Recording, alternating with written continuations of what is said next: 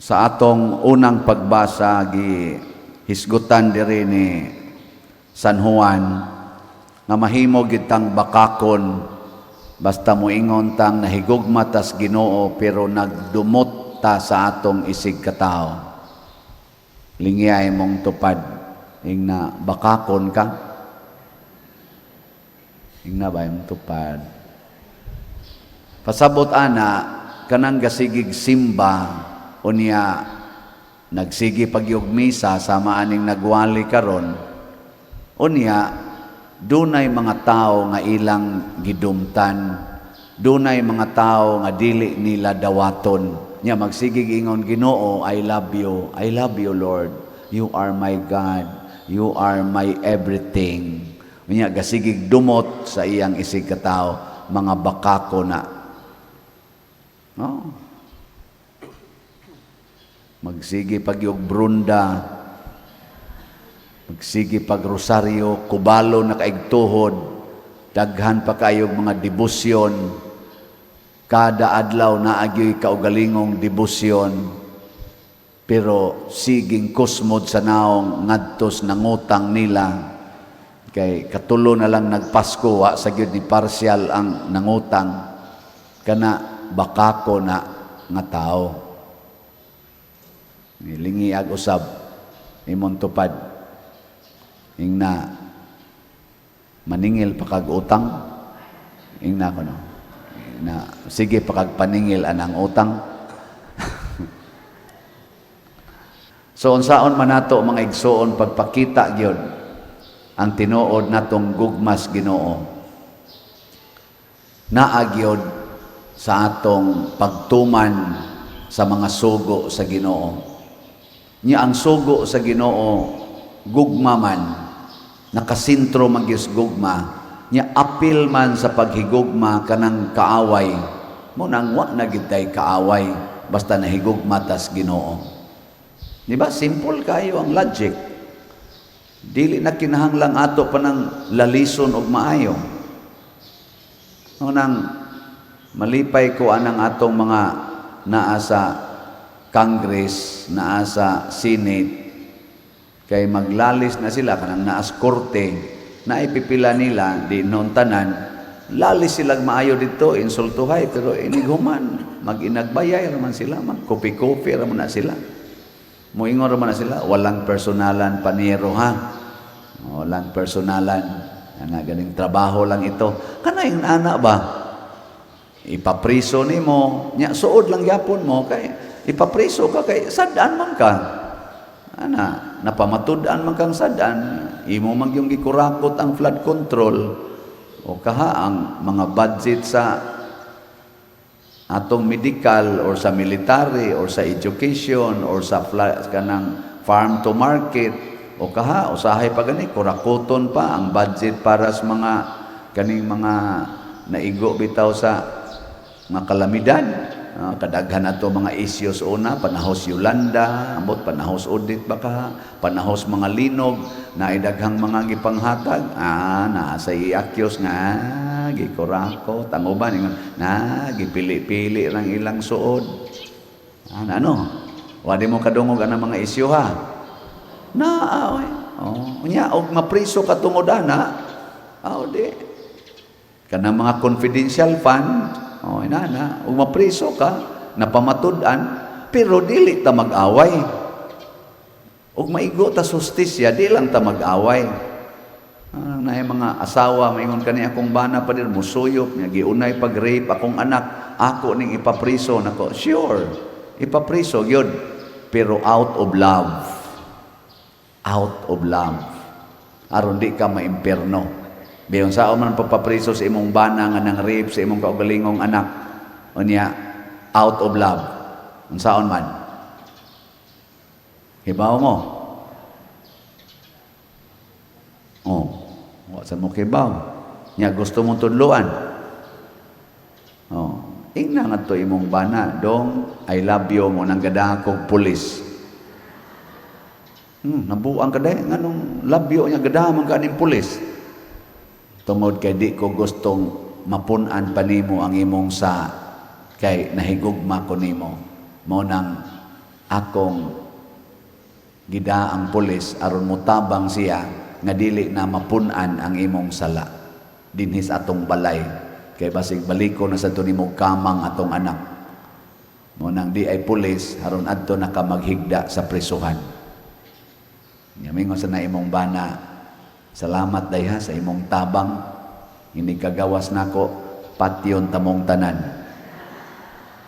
Mga animal mo, manginaingon ana, hulga-hulga, bantay lang mo aninyong gibuhat, makagawas lang kong animala mo, ana, hutdon tagyod mo.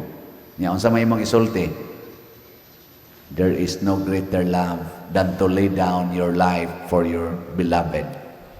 Dong, kung makagawas na kapuhon o imo ming patyon, mas bali pag magpakamatay ko para nimo kaysa magtanaw kong magsigi kag pakasa. I love you very much. Nindota na, no? Ang saman, okay na. Mao man gunay gibuhat ni Kristo god. Giingnan man siya, sige ron. Sige higimig sulti. Patyon gyud kanamo. Nya unsa may gisulting Kristo? Amahan ko, pasaylua sila, kay wa masayod silang gibuhat. Pero kay nasayod man ko, itug-an ko gyud ni. Mao na diri sa atong ebanghelyo, gitag-an ni Simeon nga kining bataa si Jesus mao ni ang magpaila sa kamatuoran nga maoy kahayag sa kalibutan. Unya supakon siya sa daghang mga tao. Dili lang supak na gikuan siya, gilalis. Supak yun nga, gipatay gid siya.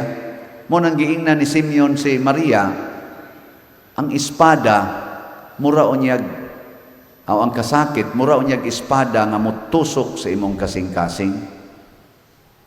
Kay supakon man, kani muwalit ag kamatuoran, mabutang kita sa placard. Lagi. Ay pipila nga mo takes nako pader nganong magsigim kag hisgot og politika nga na may separasyon ang simbahan ug ang gobyerno. Ako sang gitubag ngano man lagi magtukod mig simbahan, mangayo man lagi mig building permits gobyerno. Ngano man lagi mamutol mig kahoy diri sa simbahan, dakpon man lagi mis DNR. Na separasyon man kani. Di ba? Ingnon man may wa man mo'y permit nga mamutol ka. Mangural mi diri sa among yuta. Mangayo man lagi tag fencing permit. Separasyon man ka. Wa tay but-anay. Oy di na maoy. Ang tinuod sa usa lang ka aspeto ba. Mosait lang kong example nga di gyud pwedeng magsagol ang simbahan ug ang gobyerno ug para nako mao ni tingali ang gipasabot nga sa pag manage sa affairs sa gobyerno sama ng pagpangulikta og mga taxes sa mga tao ang mga balaod nga ilang himuon paghimo anang mga taxes unya og makulikta na ang paggamit ni ana ug unsay gamitan asa na ipahigayon ang pagmanage sa atong funding gikan sa mga taxes exclusive na sa mga government officials. Wa gid milabot ana. Ang amo sang pagpangulikta din hisod sa simbahan ang mga donations o ang pagmanage ni ana para sa mga affairs sa simbahan. Way labot ana ang gobyerno. Administrative and governing functions ang simbahan o ang gobyerno dili pwedeng magsagol. Di ba? Pero sa moral dimensions, mag-abot diha ang simbahan o ang gobyerno. Pasabot, kung doon na mga binuang ang paggamit sa taxes sa gobyerno, muhisgot na ana ang simbahan kay moral aspect naman na. Kung ang pari mang-rape na sa sa youth or sa sakristan, mangilabot na ana ang gobyerno. Munang nangapriso ang mga pari. Gipangkiha ang mga pari. Kay naa naman na siya sa moral dimension. Mag-abot maning justice, ang legal o ang moral, mag-abot diha sa aksyon. Muna mag-abot kita. Kay maura man ang tawhana ang atong giatiman. Kamo, maurasan mo ang magbubuhis. Ako, magbubuhisan ko. Ang akong kolekta, akong stipend, way buhis. Pero ang akong gigamit tanan, pulos ko nagbayad og buhis. O di, muhisgot sa ta, mutudlo sa ta. And truth is all encompassing. Mausakto ba ng pagkaworda? Ang kamatuoran, mulatas na siya sa gobyerno o sa simbahan. There is only one truth in life. Truth is always truth. Kung nangalusno ng flood control kay substandard o kaha ghost projects, di ta mo hisgot ana nga maapil man ta dinhi sumagod karon o pila man nato ka mga parishioners ang nangamatay tungod sa baha. Nya di ta mangilabot ana pila kabuk mga balay, mga properties na nga daot, mga bot dinhi magsigi taw hangyo nato, tabangi mi ani pader, tabangi mi ani, wa na mi balay, wa na mi balay. Di ta mangilabot ana. Kuan naman na. Moral dimension naman na. Moral responsibility. Both the government and the church should do something. Munas Mother Teresa, paggubat, niadto siya war zone. Ingon siya sa obispo, adtuon ako ng gagubat kay naidaghan diya mga bata o mga tigua nga di nakalakaw o masakiton, akong i-rescue. Ingon sang obispo, nabuang ka diha, maigo kas bala. Ingon siya, magdakog bandirang puti. O pag-announce yun nga si Mother Teresa, muadto dito kay manguha siya ato mga tiguang o mga masakiton o mga bata, nag-ceasefire ang bawat kuan sa ceasefire sa tag 24 hours mantingal ito kay musod si Mother Teresa, paggawas Mother Teresa gubat na sad sila ana sa to pagrespetuhan ngano man kay dunay moral responsibility ang simbahan pagluwas sa katawhan physically and spiritually. Mao sa na ang gobyerno ay sa ninyo ibaliwa ang among spiritual aspect. Kay magsigi lang niya mo dihag pamakak, magsigi na lamog tabon-tabon anang kamatuoran. Unsa may mahitabo sa mga taong lagot na kaayo nga mao ra man sanay manimba. Kung ikaw naigo ka sa injusticia sa atong mga pangagamhanan, mamayor man, kapitan man, gobernador man, nya magsigi kag simba dinhi kusmod kay kag naong. Unsa may batio namo diri nganong gakusmod ka nya sa una unta smiling man ka. Nya di na ka muhog kolekta. Ni mana gamay. Gamay na kita kolekta to ning susihon nganong ni gamay man ni. Uy na naglagot naman di ay ni. Perti naman di ning mga laguta. Nya punan pas pare nga. Di sa gyud mo hatag bisag 5 kilo nga bugas. Sige hinugsikan koleksyon ana samot. Kusmo na yung gignaw. Nya magsiging ingon nga naatay project, nya nangalata na lang ang tarpaulin, wa gyud mo barog ang project, daghan na kay gikolekta, namo samot mo ingon na sa tong nisimba, parihala mo.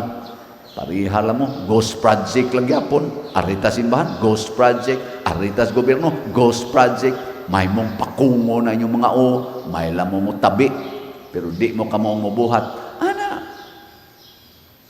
Nya di ta mag-abot diha. Mag-abot ta, mao na magkoreksyonay ta, magtinabangay ta. Na inidangop nato dinhi kay gihinginlan kuno siya siyang ginikanan more than a month ago.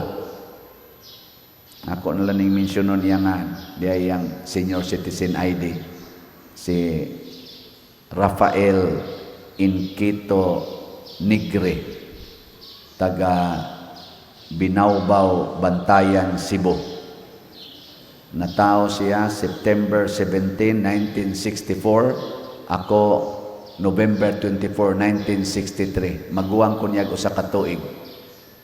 Nihangyo siya diri pag-abot niya itong mga more than a month ago. Nihangyo siya nga mo trabaho.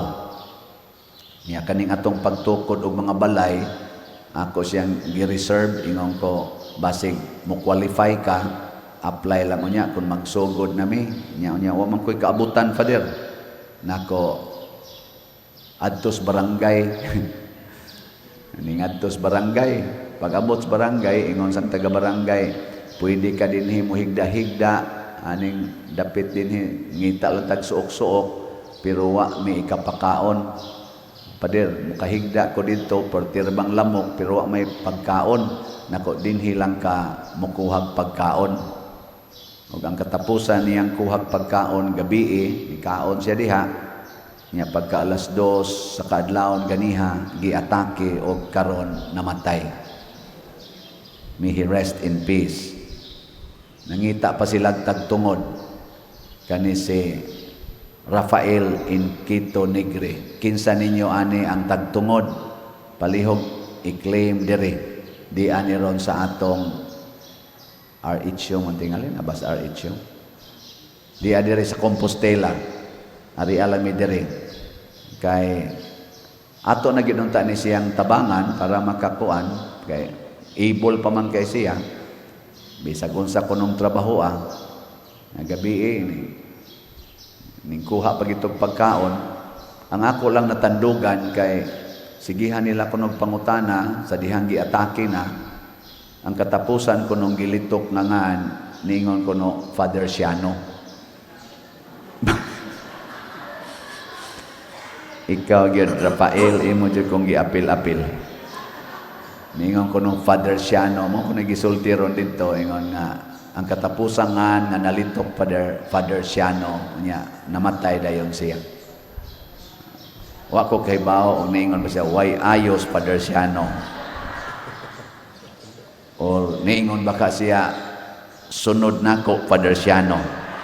Wa ko kay bao, basta Father Siano ra may gisulti. So, mga igsoon, kining mga tawhanang yan, di na nato maihap. Libuan na ka mga tao. Sukad pa ko dito sa San Vicente Ferrer. Daghan kay mga tao muanhin nato susama aning kahimtang. Unsa may among tawag diha bisag inyo ng pangutan-on ng taga-opisina, ang gitudlo nako nila na ana gani mga ingon ana ang atong itawag Jesus. Nya pasuwata dayon. Mo na inignay daghang suwat diha, mo text din na sila kung tuwa kos gawas, Father, di anay daghang suwat ang mga Jesus. Nigtan-aw nako wa gi ayo ni mga Jesus. Mo pay minus kay tagkolekta pero di magitag gusto nga mulakaw nga dili makada. Ato magyung tagaan. Mo nang mag-average ta dinhi og charitable expenditures og mga 1.5 million kada buwan. Mo na makatabang-tabang ni Jutay ang akong YouTube channel kaning Padre Siano Ubod kay matagaan man sa tag na income makatabang-tabang gyud. Apil na ana ang mga scholars, apil na ana ang atong mga simbahan sa usahay, mga communities nga mangayo nato nga nasa sila mga affairs ngadto sa mga religious communities ato man ginang itabang mo na mo average kita og mga 1.5 million kada buwan. Imagine ninyo, pila rin atong kolekta dire. No? Munang, doon na kita negative. Nya usahay, ang atong mga workers, mag 4-day work ra sila nga bayaran. 7 days ang ilang trabaho, pero 4 days ra ang bayaran. Apil sad ko. Usahay, akong stipend, akong i-divide into 7, nya ang 4 shares ra akong kwaon, uli sa nako ang 3 shares para makapuno-puno sa atong operating expenses. Salamat arong December kay dako-dako tag kolekta sa Misa de Gallo. Nay ato parong initial ang gross nato da atong kaning kuan kaniniya. Unsa ditawag ani? Tree of gratitude da sa ikhat og kolekta nato gross lang niha ning kita na taog 3.3 million. Natong expenses mga 4 million raman. So nananghid ko sa atong Finance Council o Pastoral Council nga pwede ba akong computan og 13th month pay ang atong mga staff, ning okay man sila na ato nang na-release ang 13th month pay. Na ambot wa baka man nagtungit ning mga kanahang dagko. Unya karon na sad before mo ending tuiga basig mahatag nato ang differential katong tanan nilang na save kay wa tagai katong nag 4 days usahay mag 5 days usahay mag 6 days allowance rami ang wa matagai akong gipa-compute sa atong accounting o basin pa atong ihatag okay ra ninyo basin lang natay kwarta nya ningon isla pader savings ra din na namo nako dili oy na timingan lang na natay kolektang arang-arang. Pero sa sunod, di na savings. Donisyon na gina ninyo sa simbahan. Donisyon na ninyo sa katawhan. O niya, ma-refunded, kaya na ay arang-arang na kolekta, di, thanks be to God. Naghigugmay ta. Di ba? Ug mausan ni, na-appeal ni sila. Ang para unta nato spend gidire, masuyop gyud ani. Pero dako na biyatag kolekta. Mag-average good tagod o kolekta din sa ako nang gi-report gahapon, mag-average tag 9 million kada buwan. Sa ato bang tanan na donation, anang slat-slat, nya kolekta, mga pamisa, minteryo, mag-average tag 9 million oy. Kanako na, di ba? So, dato kay tas tanan pero pobre lang. Mo na ingon nga dato mi pero nagkalisod. Pero nagkalisod mi pero haruhay.